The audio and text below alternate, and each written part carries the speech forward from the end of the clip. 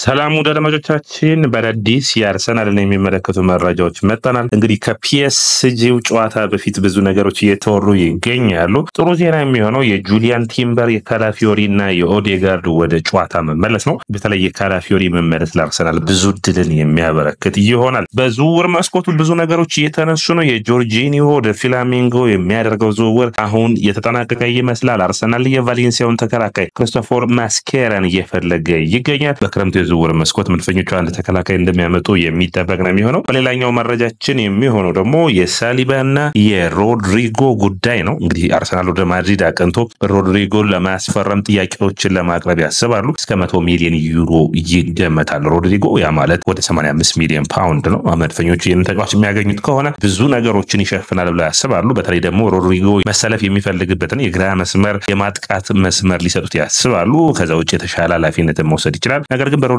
ጉዳይ ቼልሲ፣ ማንቸስተር ሲቲ ጠንከር ብለው በዚህ ዝውውር ላይ የተሳተፉ እንዳሉ መረጃዎቹ ያሳያሉ። ሰላም ወደ ደሞቻችን፣ ይህ የስፖርት ነው። ላይክ፣ ሼር፣ ኮሜንት ሰብስክራይብ ማድረጋችሁን አትርሱ። እናንተ ላይክ፣ ሼር፣ ኮሜንት ሰብስክራይብ ብዙዎቹ ጋር እንድንደርስ ያግዘናል። እንግዲህ ከነገው የፒኤስጂ ጨዋታ በፊት ብዙ መረጃዎች እየወጡ ይገኛሉ። አንደኛው የሚሆነው እንግዲህ ጁሊያን ቲምበር ከጉዳት አገግሞ መመለስ ነው። የካላፊዮሪና ኦዴጋርድ መመለስም በዚሁ መነሳት ይጠበቅበታል። የካላፊዮሪ መነሳት ግን ለአርሰናል ብዙ ድሎችን የሚሰጥ ይሆናል። በተለይ አርሰናል እንግዲህ በጨዋታው ላይ የሊዩስ ስካሊና እንዲሁም ደግሞ የጃኮብ ኪየር መጎዳት የሚያሳስበው አይሆንም። አትሊስት ካላፊዮሪ ተነስቶ ቦታውን ሽፋን የሚያደርግ ይሆናል። የቤን ዋይት እና ካላፊዮሪ ከመሀል ተከላካይነት ወደ መስመር የወጡ ሁለቱን ተከላካዮቹን ቤንች አድርጎ በቲምበርና በስካሊ ጨዋታውን የሚጀምር ይመስላል አርሰናል። ስለዚህ ለአርሰናል በተለይ ከቆመ ኳስ እድሎችን ለመጠቀም የሚያስችሉ ተጫዋቾች ይሆናሉ። በተለይ ካላፊዮሪ አርሰናል በወርሃ መስከረም አካባቢ በሚገርም ሁኔታ ፒኤስጂን ባሸነፈበት ጊዜ የካላፊዮሪ ሚና የሚታወስ ነበር። በጥሩ ኳሱን ፕሮግረስ ያደርግ ፍልሚያዎቹን ሲያሸነፍ ባረኮላን በሚገባ ሲከላከል የምታስታውሱት ጨዋታ ነው። ስለዚህ በድጋሚ መምጣቱ አስፈላጊ ነው። ከዛ ውጭ ኳሱን ወደፊት መውሰድ፣ የአየር ላይ ኳሶችን መግጨት ላይ ለአርሰናል የጎል ድሎችን ማምጣት የሚችል ነው ካላፊዮሪ። በፒኤስጂው ጨዋታ ከሜዳቸው ውጭ ያስቆጠረው ጎልም የሚረሳ አይደለም። ስለዚህ ለአርሰናል የማጥቃት ኃይል በጣም አስፈላጊው ተጫዋች ከሆኑት ውስጥ አንዱ ካላፊዮሪ ነው የሚሆን። ስለዚህ አርሰናል ግማሽ ጨዋታ በስካሊ ሌላኛውን በካላፊዮሪ ሊጫወት የሚችልበት እድል ሊኖር ይችላል። ከዛ ውጭ እንግዲህ አርሰናል እንደ ቡድን ቤን ዋይት እና ካላፊዮሪ ቤንች ላይ መኖሩ ራሱ ሊያጠናክረው የሚችልበት እድል ሰፊ ነው። ሌላኛው የሚሆነው በጨዋታው ላይ እንግዲህ ቋሚ አሰላለፉ ሊሆን የሚችለው የሚሆነው ቲምበር፣ ሳሊባ፣ ጃኮብ ኪቪየር እና እንዲሁም ደግሞ በግራ መስመር ላይ ደግሞ ሊዩስ ስካሊ የሚመሩት ይሆናል። በአማካኝ መስመሩ ላይ ግን የቶማስ ፓርቲ መምጣት ትልልቅ ለውጦችን ያመጣል። ጆርጂኒዮ ከጉዳት ተመልሶ ለዚህ ጨዋታ ይደርሳሉ የሚጠበቅ ነው የሚሆነው። ከወደ ስፔን የሚወጡ መረጃዎች እንደሚያሳዩት ከሆነ አርሰናል በክረምቱ የዝውውር መስኮት አንድ ተጫዋችን ማምጣት ይፈልጋሉ። አሁንም የሪያል ማድሪድ እና የሳሊባ ድርድር እንደቀጠለ ነው። ነገር ግን ሳሊባ በአርሰናል ቤት መቆየትን ይፈልጋል። ነገር ግን ውጤታማ ሆኖ ዋንጫዎችን ማሸነፍ ይፈልጋል። የሌኪፕ እንግዲህ ይህ የፈረንሳይ ተወዳጁ ጋዜጣ ብዙ ጥያቄዎችን እያቀረበ ይገኛል። በተለይ ፈረንሳይ ተጫዋች መሆኑን ተከትሎ ወደ ሪያል ማድሪድ የሚሄድ ህልም አለው የሚሉ መረጃዎችን ያወጣል። ነገር ግን ይህ ተጫዋች በአርሰናል ቤትም የመቆየት ፍላጎት አለው። 2 ዓመት ኮንትራት ይቀረዋል። ሪያል ማድሪዶች ደግሞ እስከ 100 ሚሊዮን ፓውንድ የመክፈል ፍላጎት የላቸውም። ስለዚህ በክረምቱ የዝውውር መስኮት ሳይሆን የዛሬ 2 ዓመት በነፃ የዝውውር መስኮት መውሰድ ይፈልጋሉ። ስለዚህ አርሰናል ኮንትራቱን በድርድር ማራዘም ይፈልጋሉ። ይህን ደግሞ የአንድሬ በርታ ተቀዳሚ ስራ ነው የሚሆነው። ነገር ግን በክረምቱ ጃኮብ ኪየር መልቀቁን ተከትሎ ሌላ ሽፋን የሚሰጠው የሱን ተጫዋች ይፈልጋሉ። አንደኛው የሚሆነው እንግዲህ በዛሬ በጣም ስሙ እየተነሳ የሚገኘው ሞስኬራ ነው። ክሪስቶፈር ሞስኬራ ባለፉት 2 ዓመታት ጥሩ ብቃቱን ያሳየ በፈረንጆቹ እንግዲህ 6 ጫማ ከ2 ያለው ማለት ነው። በጣም ጥሩ የሆነ ሜትር ከኦልሞስት 95 አካባቢ መሆን የሚችል ጥሩ ፐርፎርማንስ ያለው ተጫዋች እንደሆነ ብዙዎቹ ያወሩለታል። ይህ ተጫዋች እንግዲህ በሁለት የውድድር ዓመታት አሁን 20 ወደ 21 ዓመቱ እየደረሰ ይገኛል። በቫሌንሲያ 36 ጨዋታዎችን ያደረገ ጥሩ የመከላከል አቅም ያለው ነው። በተለይ ደግሞ የቀኝ መስመሩን በመሃልም እንዲሁም የቀኝ መስመር ተከላካይ ሆኖ መጫወት የሚችል ነው። የጀራር ሃቶና የዲን ሂውሰንም አርሰናል አሁንም ፈላጊ ነው። ነገር ግን የሪያል ማድሪድ ውሳኔዎችን እየጠበቁ ይገኛሉ። አርሰናል በክረምቱ የዝውውር መስኮት ኬረን ቴሬኒን የሚያጣ ከሆነ ከዛ ውጭ ዚቼንኮንም ቦሩሲያ ዶርትመንድ እንዳሳልፈው የሚሰጥ ከሆነ በዚህ ቦታ ላይ ትክክለኛው ተጫዋችን ይፈልጋል። አንዱ እንግዲህ ጀራር ሃቶ ሊሆን ይችላል ወደ አርሰናል መጥቶ ከስካሊ ጋር የሚፎካከረው። ሌላኛው የሚሆነው በጥሩ ፐርፎርማንስ ላይ የሚገኘው አርሰናልና ኤምሬትስ ላይ ከበርንማውዝ ባደረጉት ጨዋታ ላይ ምርጥ ጎል ያስቆጠረው ዲን ሂውሰን ነው። ዲን ሂውሰን ብዙ ፈላጊዎች አሉ። አሁን ድርድሮቹ በጣም ተጧጡፈዋል። በአርሰናልና በበርንማውዝ በተደረገው ጨዋታ ላይ ሪያል ማድሪድ መልማዮቹን ልኮ ይህንን ተጫዋች እንደመለመለው ይታያል።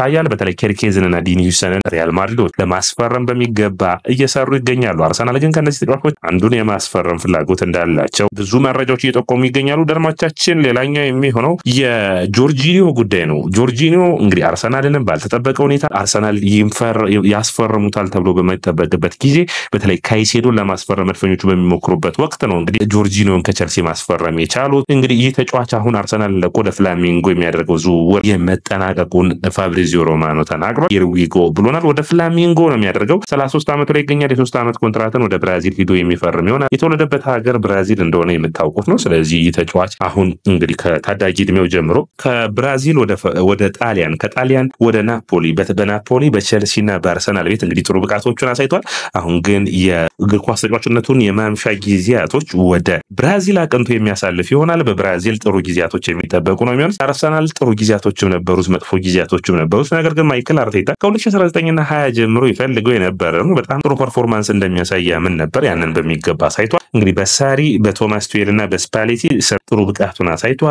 ከዛ ውጭ በማንሲኒ ስር ደግሞ በአንድ አጋጣሚ በባላንዶር እጩነት ቀርቦ ሶስተኛ እንደወጣ የምታስታውስ ነው። በቶማስ ቱዌል ስር የአውሮፓ ቻምፒዮንስ ሊግን ከቸልሲ ጋር አንስቷል። በዩሮ 2020 ደግሞ በጥሩ ብቃት ማሸነፋቸው የሚታወስ ነው። የዩሮን ዋንጫ በፔናልቲ እንግሊዝን አሸነፈው። የዛም ጨዋታ ጥሩ ብቃታቸውን ካሳዩ ተጫዋቾች ውስጥ አንዱ ነበር።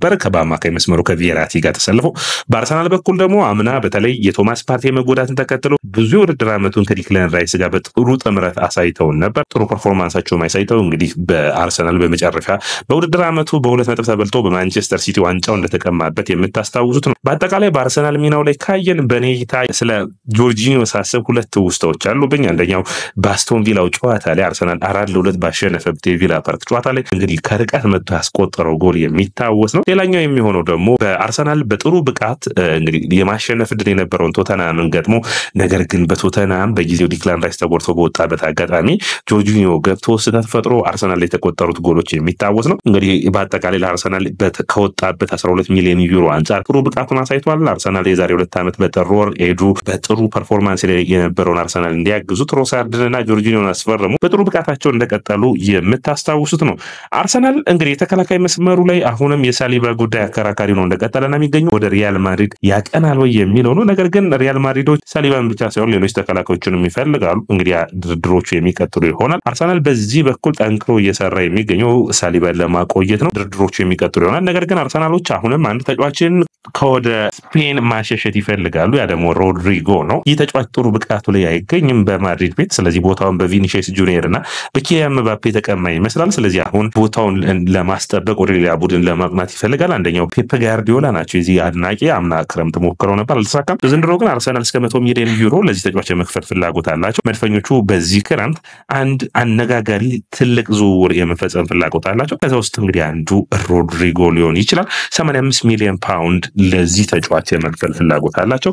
24 ዓመቱ ላይ ይገኛል። ጥሩ ብቃት ያለው ተጫዋች እንደሆነ የሚመሰከርለት ነው። ነገር ግን በእንግሊዝ ፕሪሚየር ሊግ ምን ያክል መጥቶ የተሳካለት ይሆናል የሚለው ግን ሌላ አጠያቂ ጉዳይ የሚሆነው። ሰላም ወደ አድማጮቻችን፣ ይህ ያያ ስፖርት ነው። ላይክ፣ ሼር፣ ኮሜንት፣ ሰብስክራይብ ማድረጋችሁን አትርሱ።